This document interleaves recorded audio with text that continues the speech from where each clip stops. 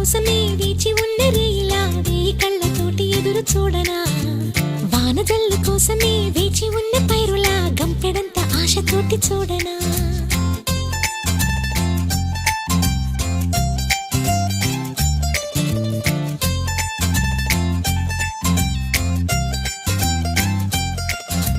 జోల పాట కోసం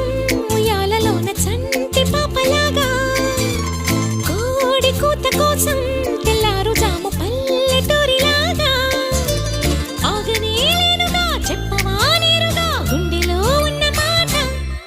ఏ ఒకటి రెండు మూడు అంటూ అరే ఒక్కో క్షణాన్ని నేను